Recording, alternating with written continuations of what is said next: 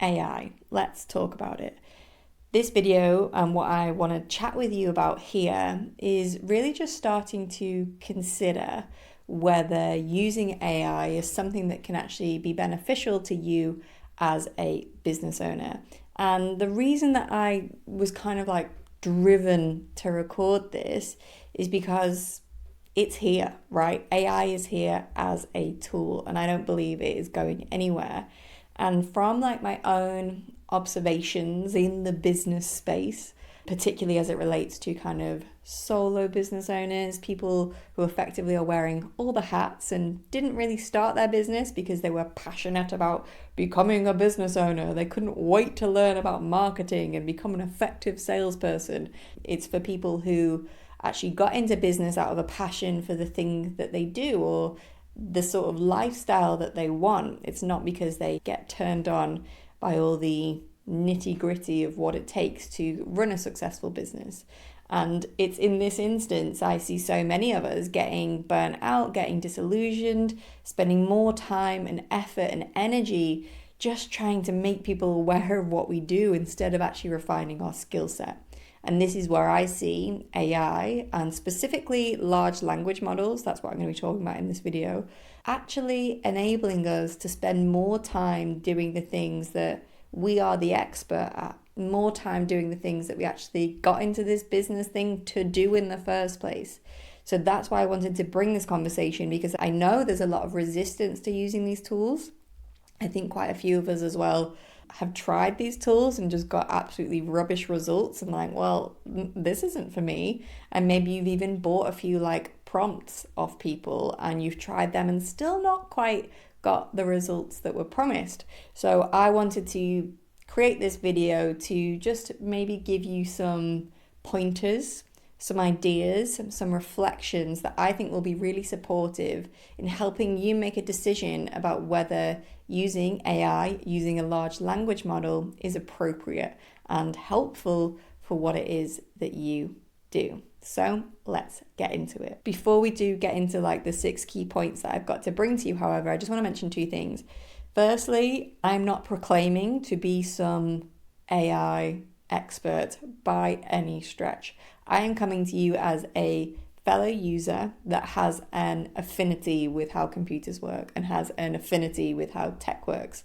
So it's very easy for me to look at these kind of tools and instantly see how they can be applied, instantly see, oh cool, if you want to get this result, I can just intrinsically understand how to use the technology to get that result. So I'm coming to you as a user, not as somebody with a deep understanding of tech, a deep understanding of specifically how all these things work. So just wanted to put that out there, that if you are more interested in the tech side of things, go do some Googling, find some other people that will tell you about those things. I want to talk to you more specifically from how we use these actual tools themselves. Secondly, I also just want to clarify that in this video, when I'm talking about AI, I am talking about large language models such as Claude, such as ChatGPT. These are AI engines that you can interact with, you can have a conversation with to create written content. I am not referring to things that generate images. I'm not referring to things that generate movies. I'm not referring to tools that will magically edit videos for you. I'm specifically talking about the AI models that help create text-based content. So yeah, just wanted to get that out there as well, so that as we progress through and I share these 6 points, you know exactly what I'm referring to. So, point 1. Despite the name, AI, artificial intelligence, doesn't actually represent true human intelligence. It represents information. The way that these models work is they are given large amounts of information as a data set. They are then trained on that to understand what a response might look like. Most of the models, when you ask ChatGPT a question, when you ask Claude a question, it is not necessarily going onto the internet, searching for that data and presenting you back the results.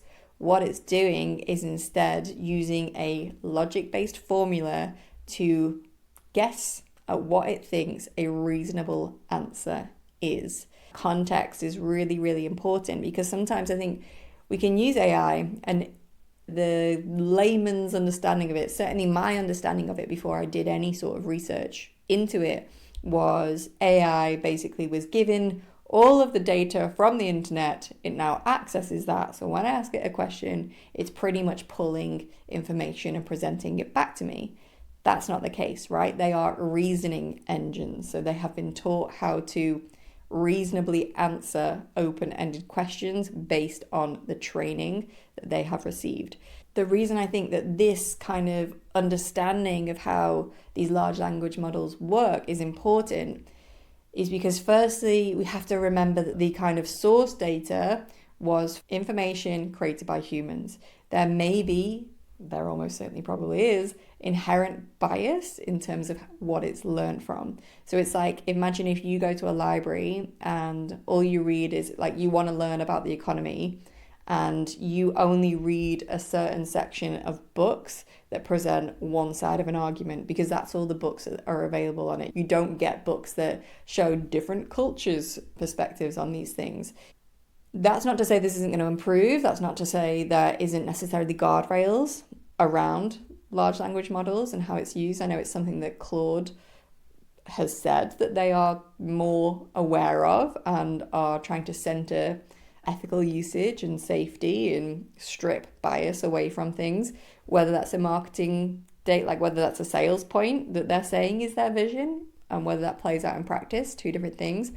But with it, I just want you to always be conscious that if you are asking AI for information, check your own bias, check the bias that is maybe implicit and inherent within that data as well. Just be mindful of it is basically what I'm saying. It's not a reason not to use it, I don't think, but it is like discernment, I suppose, is the key word here.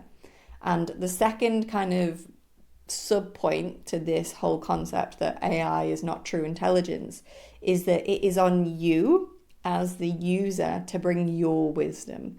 I believe it's on you as the user to actually look at how AI as a tool can support you in actually articulating your own intelligence and your own wisdom and your own ideas.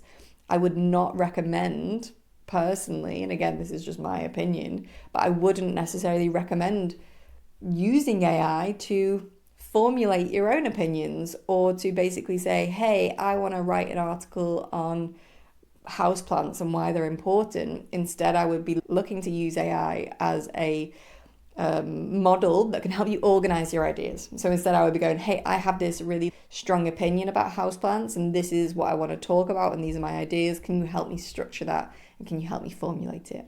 So yeah, like within that whole point, when you're considering how do I want to use AI, I think understanding what it actually is and how it works is really important in helping you determine the best use case for you. Now, my second point kind of leads on from that, and this is just because you can use AI for something doesn't mean you should. And I'm going to use myself as an example here. I love recording videos in this manner. I love kind of having a few key points written down in my notes app and then basically just riffing on it, talking to camera, expressing my ideas, letting it flow through however it wants to flow through. I genuinely do get enjoyment from this. I feel very at ease. It feels like a lovely way for me to express myself. And so I would not use AI to actually create a video script for me because I could, right? I could give it these 6 or so points and say, hey, can you now go and elaborate on each of these ideas for me? This is what I would like to talk about. I'm not going to do that because I like communicating in this way. This is like I said, this is my happy place. This is how I think I communicate who I am and how I think as a human, imperfections and all, even though I know it's maybe not as concise and clear as it could be. I think it's just a more meaningful way to connect rather than actually having a pre-written script. However, if you are somebody that the minute a camera goes on you, you freeze up, you can't think straight, and you know actually having a script would be so wonderful for you. It would help you actually be able to create these things and express yourself in this medium of video that you want to engage with.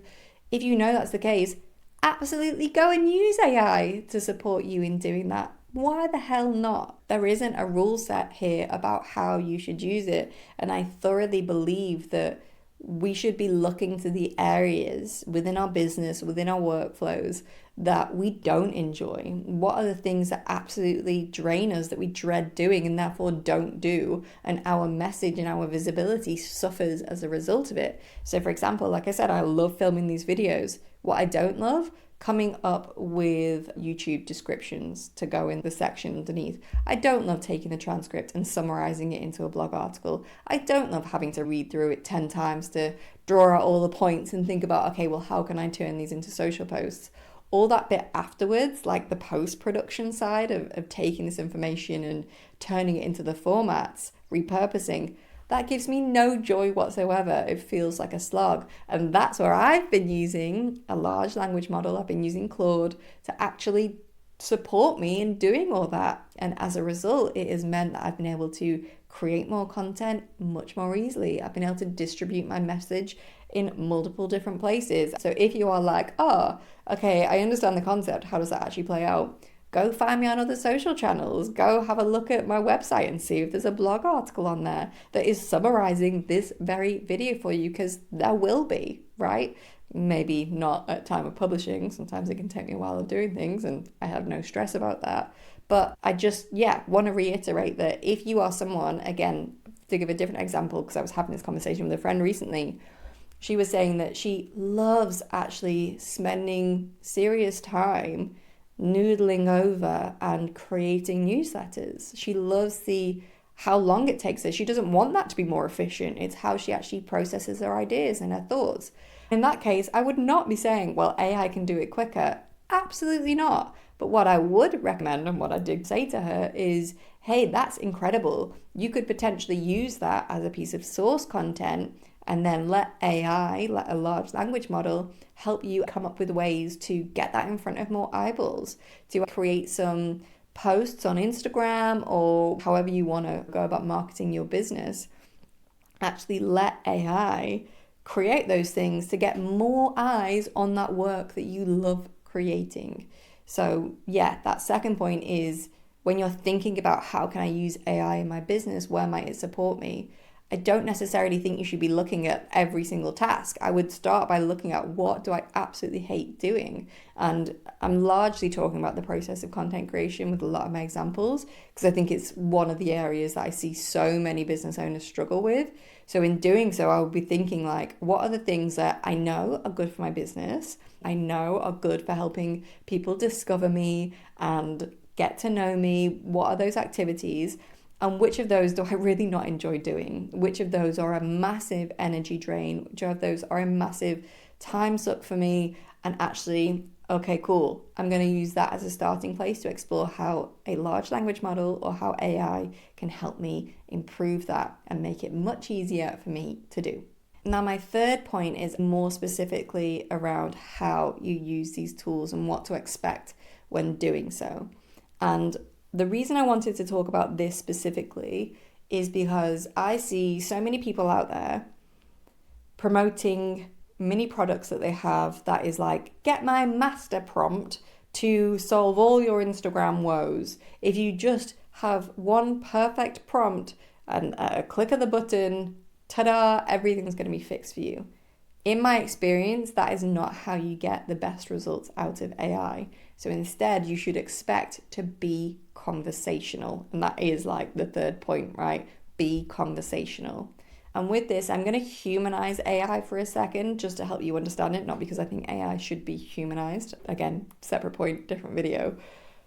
But in this instance, I would approach using a large language model like using an assistant, like you would a human being. And you would not expect to approach another human and say, I'm going to give you just like one instruction and expect you to get it perfect first time. That's not how it works, right? Usually what happens is you'll go in, and if you're working with somebody in any instance, you'll say, okay, this is the kind of thing that I'm after. This is maybe what I'm looking for. This is what I'd like to, explore or create. They will come back to you and say, cool, what do you think about this? And then you'll go, I'm not sure actually, like I like this bit, not sure about that bit, maybe we can tweak it here. It's the same thing with a large language model. I would encourage you to expect to be conversational and to kind of not stress so much about the initial prompt. I am going to do some mini courses that take you through specific usage where I'll talk about how to formulate prompts, what you should think about, and that kind of thing. But again, separate video later on. Make sure you're following or subscribed or whatever if you want to hear about that. But as like the kind of overall principle here, I wouldn't spend hours getting tied up in trying to formulate the perfect prompt. I would instead go into it expecting to have a dialogue. And that's where Claude, the tool that I use, really kind of shines ahead of ChatGPT. And it's one of the main reasons that I tend to prefer to use it, is because it is set up in a way that it encourages conversation, which I think just makes the experience of actually using the tool much more pleasant. So yeah, if you're going into it, don't expect to just pop in one prompt, click a button, and all is going to be solved. Expect to have a conversation and be ready to have a conversation. And it's much nicer that way anyway, I promise you. Point number 4 kind of is like overlaps with my previous one, and this is expect to edit. In the past 3 months, I've been going much deeper with my use of a large language model. And I can tell you there has not been one single instance where I've just got an output from it and hit copy paste and publish. I have edited everything. And that is not a problem, right? That is where we put our human touch in. That is where we go in and we be discerning and mindful about how we want to express ourselves and the words we want to use. If you are hoping AI is going to be this like magic solution for you and you're not going to have to engage or think about how you're communicating or what you're putting out in the world, well, I think that's a bigger conversation about being mindful of your impact and being mindful of the way that your words can impact other people. So yeah, again, probably another video there, but with this, I want you to almost expect the result you'll get out of AI is like a really solid first draft.